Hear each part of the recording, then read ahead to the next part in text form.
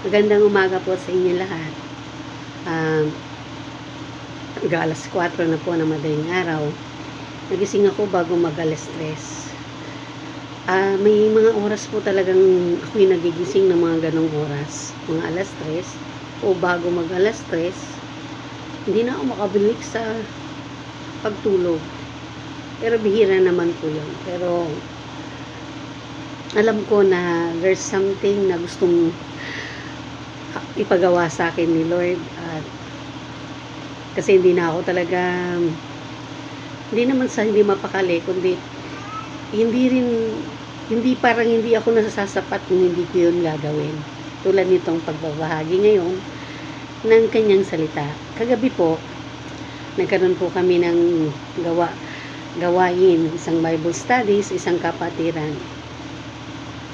At yung topic namin ay tinutuloy namin yung series po ng entitlement. Opo. Dahil natapos na namin po yung series ng immune to fear. Yung sabi raw wala naman talagang na-immune sa takot, dahil normal sa isang tao na natatakot. Pero kapag ito'y nanatili sa ating mga buhay o sa ating mga puso, nagiging abnormal na po ito at nagkukos po ito ng hindi maganda sa ating pangangatawan, and eventually ito'y bibigay rin yung ating katawan, magkakasakit tayo. At hindi lang yun, pati ang ating kaisipan na hindi na magiging maayos, dahil yung takot lagi ang bumabagabag sa atin at nagbibigay ng hadlang sa mga bagay na dapat nating normal na ginagawa. Napakaganda po yung series na yun, at kung may pagkakataon po ako, iisa-isahin ko po yun. Ito po, yung escape entitlement, yung paano raw po bakit ba naging negatibo yung entitlement? Kasi po, sa buhay Kristiyano, marami tayong mga bagay na nagiging pag-uugali na hindi natin nalalaman. Ito pala yung nakakasama na sa atin. Ilapat po natin sa napapanahong pangyayari ngayon, dahil talagang ngayon napapanahon yung tinatawag nilang COVID-19. Kaya nga yung immune to fear ay talaga naman pong napapanahon. Paano tayo ma-immune? Meron tayong vaccination, hindi po ba? Ito po, isa po sa mga toxin ng ating spiritual life, yung tinatawag na entitlement. Bakit po kaya naging negatibo to? Ano po ba yung entitlement? Yung entitlement kasi, pag sinabi yung posisyon or yung karapatan, what is your right, ano ba yung deserve mo, ano ba yung mga privilege mo. Kapag naging miyembro ka ng isang club, may mga entitled ka sa mga bagay na nakapaloob dun sa isang kontrata. Yun po yung tinatawag entitlement. And don't get me wrong, hindi ko sinasabi pong mali, masama po yun. At itong itatopic po natin, i-discuss natin, ito po minensahe rin sa iglesyang inaatinan namin. Pero hayaan nyo pong i-share ko ng personal para sa inyo. At dalangin ko sa makakapakinig po nito ay mangusap din, tulad ko na nangusap sa akin, mangusap din sa mga puso natin. Paano ba tayo makakatakas sa entitlement? Kailan nyo ba huling binigkas yung this is my right? Karapatan ko to. I deserve this. Or I don't deserve this. Alam nyo po, nung ako'y kabataan pa, nasa koleyo, madalas akong nakatayo dun sa stage. Panahon pa yun ng baka malaman nyo po yung edad ko talagang way back 1980s, panahon ni Ninoy Aquino nung namatay siya. Talagang kainitan ng mga kabataan noon na lumalaban, nagrarally, kabilang po ako doon. Parang sa akin parang prestige or katalinuhan yung lumalaban sa gobyerno. katapangan, yung lumalaban sa gobyerno, walang takot dahil pinaglalaban yung karapatan. Madalas kumisigaw, edukasyon, edukasyon, karapatan ng mamamayan. Oh, pero di ko pala naintindihan yung sinisigaw ko. Gusto ko lang talaga nung sumali sa rally kasi madalas ayaw kong pumasok eh. Lalo na kung may exam at hindi ka prepared. Pero yun yung mga buhay ko sa nakaraan. Pero nung talagang ako inabot ng Panginoon, lahat yun ay pinaintindi rin sa akin, nilinis yun sa aking isipan. Ano ba ang tunay na pananampalataya? Ito po. Yung meron din po talagang rights na dapat ipinaglalaban.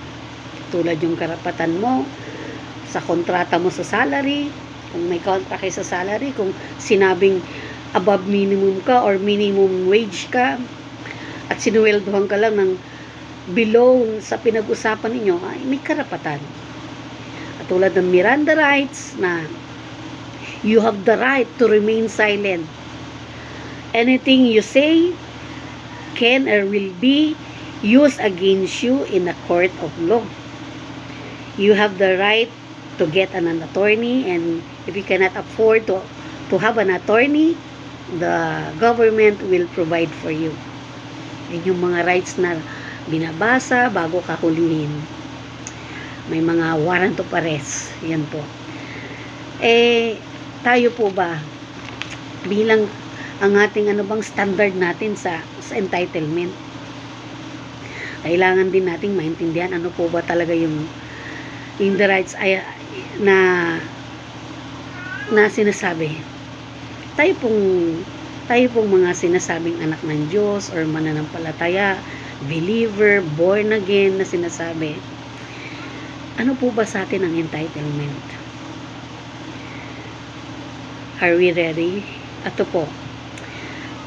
Pero kailangan po nating mag-focus yung ating mga mata na hindi sa mga bagay na magdudulot sa iyo ng chaos o kaguluhan. Madalas po ang entitlement will lead you to miserable life. Dahil sa paglaban mo sa iyong karapatan, alam niyo po ba, hindi naman to lingid sa inyo, kamakailan lang, at hindi ko na kailangan i-detalye pa yung mga pangalan. Subalit, dahil dito sa entitlement na to, maraming buhay ang nakitil o nawala. Nang wala rin lang kakwenta-kwenta dahil lang sa entitlement. Isang opisyal ng gobyerno, sinasaluduhan or siyang dapat na mamagitan o nag-aayos o pumuprotekta sa karapatan ng mga inosenteng tao, siya pa ay naging sanhi ng kamatayan ng dalawang inosenteng tao. Kung meron ng pagkakataon na talagang nagkamali rin, pero dahil sa entitlement na kailangang irespeto, kailangan ikonsidera ang mga bagay-bagay, ayan, kamatayan po yung kapalit sa pinagpipilitang entitlement. Entitled. Ang Panginoon dumating dito, walang posisyon, kundi siya'y bumaba at nagkatawang tao upang tayo ay maunawaan at abutin, upang ang sino mang manampalataya ay magkaroon ng buhay na walang hanggan. Alam niyo po ba, hindi niya kinuha yung entitled na anak siya ng Diyos o isa siyang Diyos. Yun ay walang lahat sa kanya. Dangan pa nga ito ay naging servant siya, tagapaglingkod, naglingkod siya sa tao. Yun po yun. So ito, kapag nag-decide tayo na sumunod sa Panginoon, dapat lahat yan ay nalaglag na sa atin. Yung yabang, yung sinasabi nila nga, yung toxin ng ating spiritual life. Marami ang toxins na yan.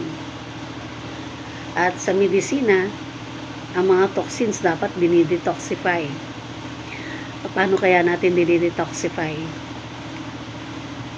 By knowing the promise of God, the Word of God.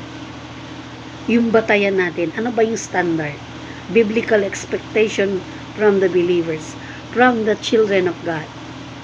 It's God's standard.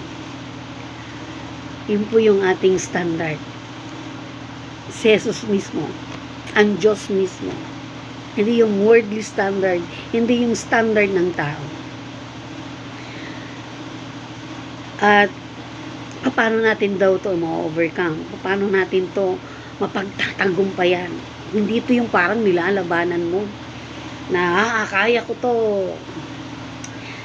Sabi nga, do not lean on your own understanding o sa sarili mo ring kalakasan.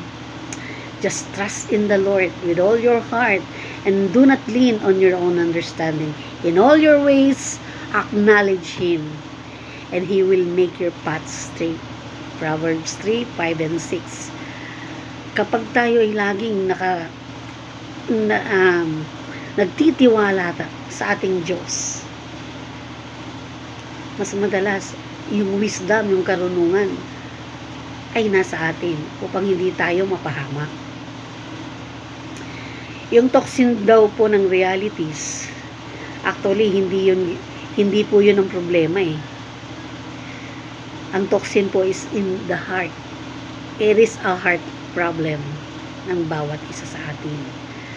So ito, yung toxin daw ay destroyed many families. Sabi nga, marami ng winasak na tahanan. Matang pinaluha. Sinaktan na mga puso. Pero hindi po ito yung tukso ni Eva Eugenio. Ito yung toxin ng ating spiritual life. Very subtle po ito. Kasi nako-covered po ito ng maskara, ng happiness. Temporary happiness, yung mga dreams natin, yung mga blessings, pursuing our goals, our dreams, exerting lots of effort to fulfill para magkaroon tayo ng self-fulfillment. Gusto ko maging ganito o kailangan kong magkaroon ng maraming material na bagay. Yun po yun, yung tinatawag na self-centeredness. Ako yun. At yung entitlement na yan, bigyan natin total mas madaling maintindihan ngayon kapag nilapat natin sa konsepto ng medisina dahil sa nangyayari ngayon sa katulad ng COVID-19. Yung sakit na raw niyan malala na. Mas malala po ito sa ating spiritual life. Entitleitis. Pag nilagyan mo po ng itis, inflammation po yun. Meron pong infection. Sabi raw, bago ka magkakaroon daw ng sintomas. Yung privilege ng entitleitis, yung privilege na gusto mong ipaglaban, mga benefits na ine-expect mo, na kahit hindi naman natin deserve, or minsan, wala na tayo sa lugar, pinagpipilitan pa rin natin. Maraming pangyayaring ganyan. Sa park nga lang, parking space nga lang nagkakaroon ang dulot nito ay kamatayan dahil lang sa pagpipilit sa karapatan. Yun po yun. Kapag minsan may nag-isip na may gusto lang tumulong, yung mga ayuda ngayon talagang nag-uumapaw. Meron ding mga talagang kahit simple na citizen lang, hindi naman part ng gobyerno, ay pribadong pamumuhay lang, nais nilang tumulong dahil may kakayanan sila. Kaya lang hindi sapat para sa mas nakakarami. Pero nais niyang tumulong sa iilan. At pag itinulong niya yun, may mga taong pag hindi nabigyan, nagagalit or talagang iniisip nila na dapat deserve din nilang makatanggap. Samantalang yung taong tumulong, tumulong lang naman. Ay siya pa yung naging So, minsan hindi natin maintindihan. Maraming pangyayari pong ganon. Ito raw entitleitis, may mga variant to. Kung may mga variant yung COVID na yan, May mga variant din doon enteritalitis. Alam niyo po ba kung ano? Lagyan natin ng variant para mas maunawaan po natin. I, me, my, 90s. Yun po yung ako, sa akin lang. Yun po yung mga variant. Meron din diabolitis, yung nandadaya or tipong may mga sweet words o flattery words, yung pala eventually iingop ka nito, kakainin ka ng buong po kasi mayroong vested interest. At yung pinaka yung super spreader na tinatawag nila, kung nangyari sa India, ito'y nangyayari sa puso ng bawat isa na hindi handa na humarap sa ganitong sitwasyon. Yung tinatawag nilang, at bigyan natin ng pangalan na COVID-10. Coveting. Yung pag-asam sa mga bagay-bagay na hindi mo naman kailangan, o pag-asam sa mga bagay na meron yung sa kabila o sa iyong kapitbahay, na nag-e-end ka, naiinggit ka, you covet something para sa'yo, para lang maging satisfied ka. You covet deeply. This is so very, very dangerous. Kasi kapag ganun na yung nagiging attitude natin, mukhang patungo na tayo sa carcinoma. Stage 4 ng enteritalitis. Hindi na siya enteritalitis, kundi entitled carcinoma. Kasi cancer na. Tapos your days are numbered. Sa doktor sasabihin niyan 3 to 6 months na lang. Yung ba nga hindi pa umaabot ng 3 months, dedo na. Ito, kapag ganito ang pag ganito ang mga simptomas o meron tayong mga ganitong variant ng sinasabi nating enteritalitis, eventually RIP rin yung ating spiritual life. Hindi nga rest in peace rest in poverty. Kasi maghihirap, magiging miserable ang ating buhay. Mawawala na yung totoong saya, yung true happiness. Kaya yung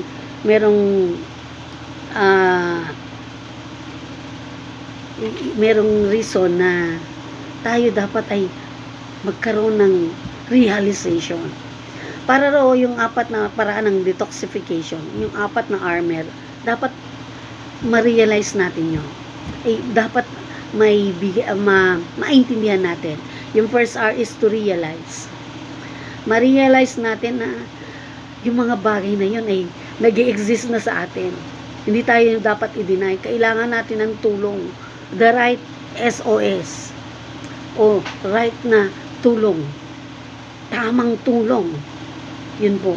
Ang pangalawa is yung magkaroon tayo ng recalibration. May recalibrate natin yung ating isipan, ang ating puso. Para yung mga toxin na yan ay matunaw sa buhay natin. At yung third R is root. Kailangan natin may yoga. Saan ba ito nagsimula? Ano yung pinag-ugatan nito? At yung 4 is to recognize. Let's recognize sino yung pwede nating lapitan o sino yung pwedeng talagang ito'y kailangan mawala to. Sino yung tao o sino yung dapat na kumbaga department nating puntahan upang tayo ay mapagaling, mawala sa mga sitwasyon ito. Actually, nag-warning na si Pablo dito. Sa 2 Timothy chapter 3 verse 1 to 4, but realize this, that in the last days difficult times will come, for men will be lovers of self, lovers of money, boastful, arrogant, revilers, disobedience to parents, ungrateful, unholy, unloving, irreconcilable, malicious, gossips, without self-control, brutal, haters of good, treacherous, reckless, conceited, lovers of pleasure rather than lovers of God. Ito po talagang nangyayari naman na hindi na natin minsan maintindihan yung hindi mo alam kung development to o talagang lead to distraction na. Kaya tayo mga merong pananampalataya o talagang andun yung ating standpoint na ang Panginoong Diyos ang siyang kailangan lang natin. Kahit anumang nangyayari sa paligid natin, hindi na tayo mag-aalala. Kasi alam natin na merong magpuprotekta para sa atin. At sabi nga, yung mga bagay na nagkiklaim ng kanilang karapatan, wala silang pakialam sa iba kung makasagasa sila. Meron silang word na YOLO. No, yung mga kabataan ngayon, lalo na yung kabataan ngayon, diba? Hindi ko talaga hindi ako dahil sa siguro iba yung aming era. Pero pilit ko rin naiintindihan yung mga pamangkin ko, pero sabi nga meron silang salitang YOLO, you only live once, kaya magwalwal ka na, kumbaga what makes you happy, sige, go for it, suportahan kita. Pero itong sinasabi ko madalas sa kabataang mga tinuturuan namin, hindi lahat na magpapasaya sa atin ay ikabubuti natin. Totoo po yan. Madalas pa nga ang mga bagay na talagang alam nating nagpapasaya ay temporarily ay nagdudulot sa atin ng kasiraan. Kasiraan ng katawan, kasiraan spiritual. Kasiraan din ng mga sa pagsasama o isang relasyon. Sabi sa Proverbs 14:12, there is a way that seems right unto men, but at the end is destruction. Totoo po na talagang marami pong bulag sa katotohanan na ang akala nila na ang daan na kanilang tinatahak ay magpapabuti sa kanila.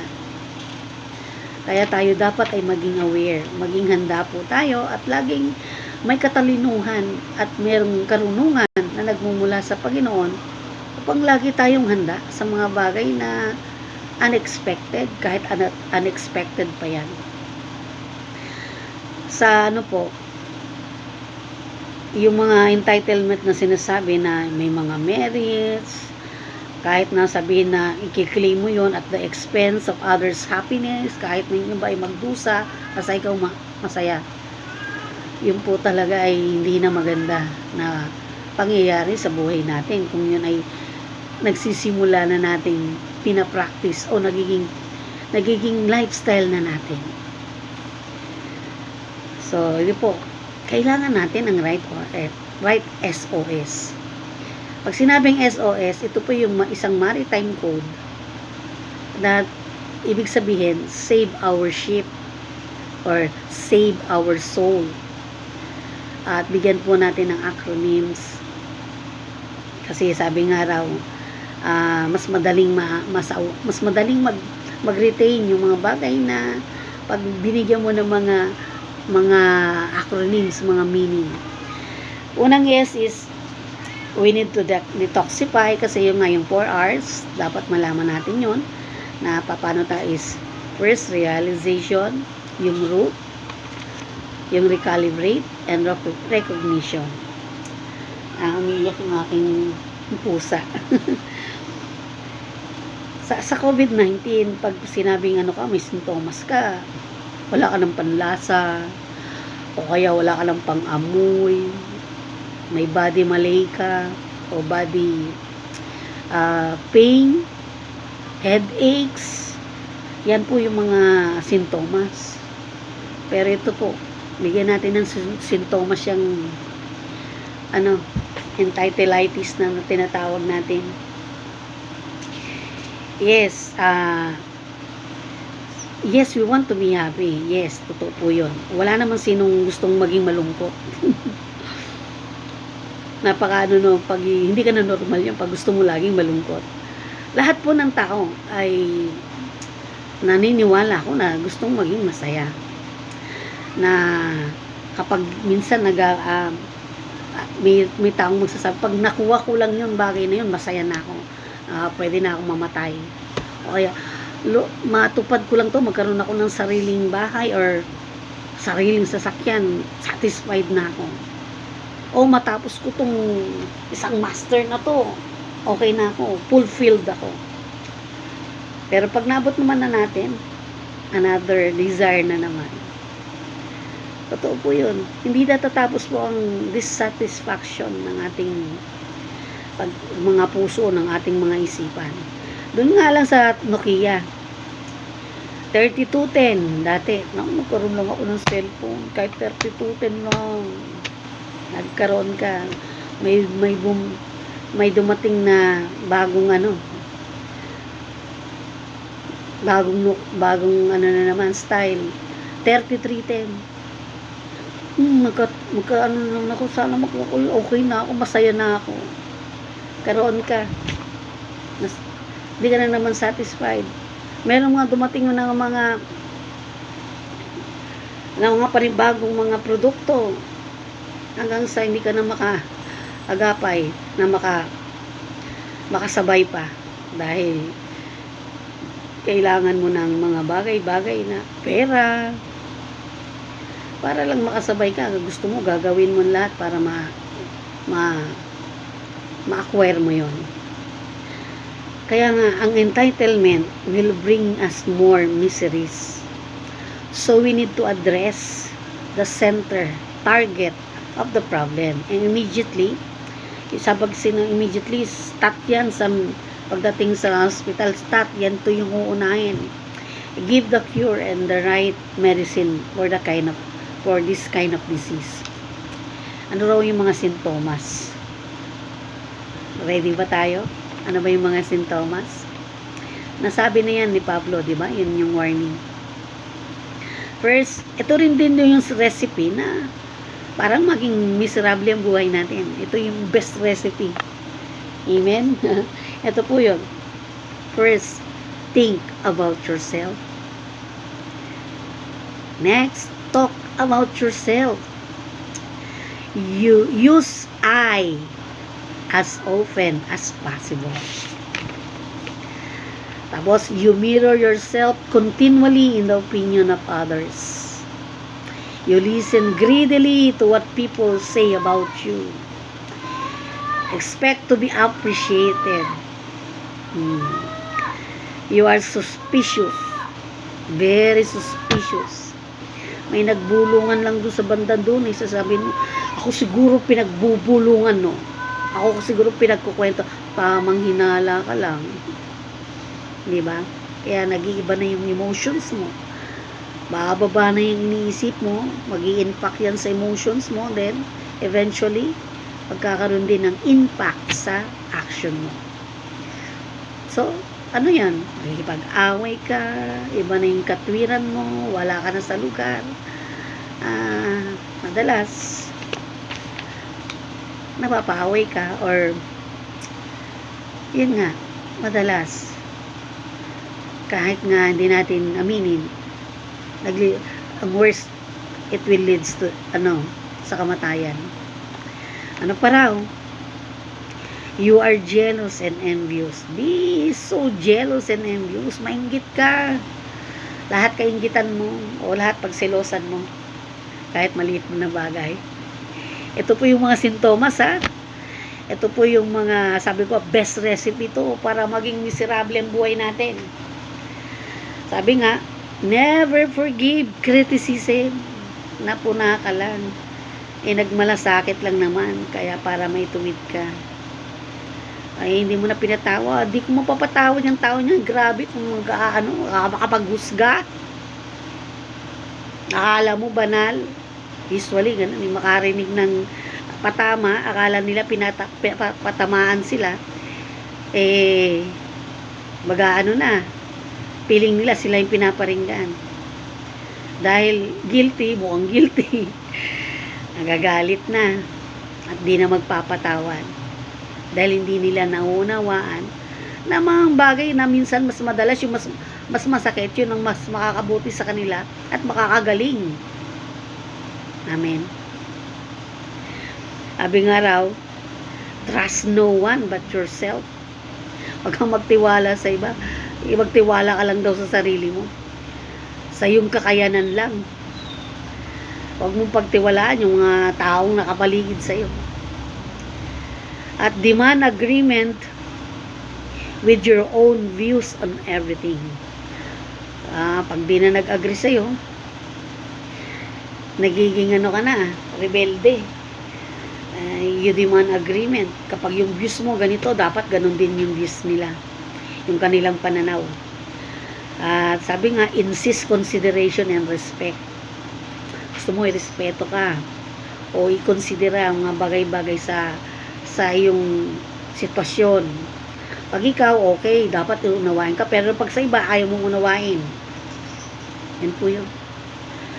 Tapos, malungkot ka raw kapag ang mga tao ay hindi naging thankful sa'yo or grateful sa'yo sa mga bagay na pabor na ginawa mo sa kanila. Mag-ano ka, magsentimiento ka.